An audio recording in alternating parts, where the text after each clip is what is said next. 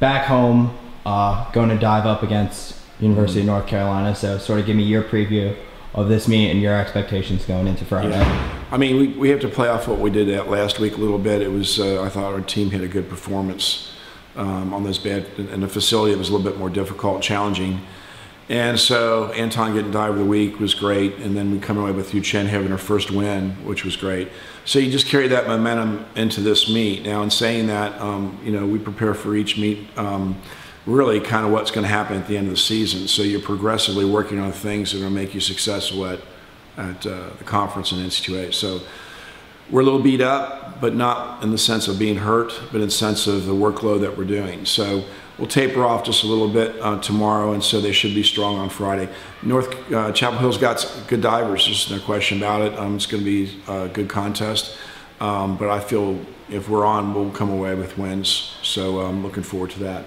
Yeah, so you mentioned Anton Jenkins won SEC Diver of the Week this week after his performance at NC State. Yeah. So sort of talk about how do you keep that momentum going forward throughout the year? Well, I mean, you know, I think that those things are nice little kudos along the way, and you know, lets your competition know your guys out there doing a good job.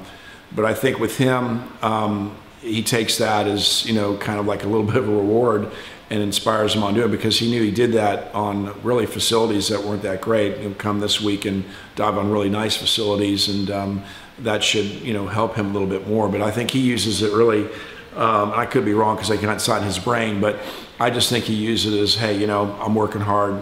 It's a nice thing to have.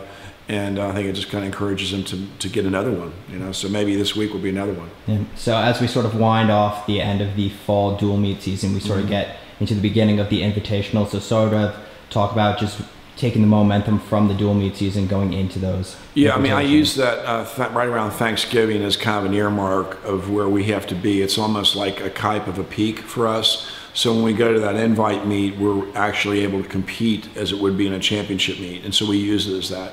We also, because there's platform there, we want to get our NCAA zone scores there.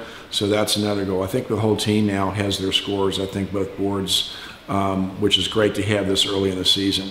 Usually it takes you a little longer and sometimes you sweat it out. But so I'm really looking forward to the Georgia Tech invite, because it's a good way to demonstrate, you know, where we're at, and kind of put some pressure on some things that we got to get straightened out before February.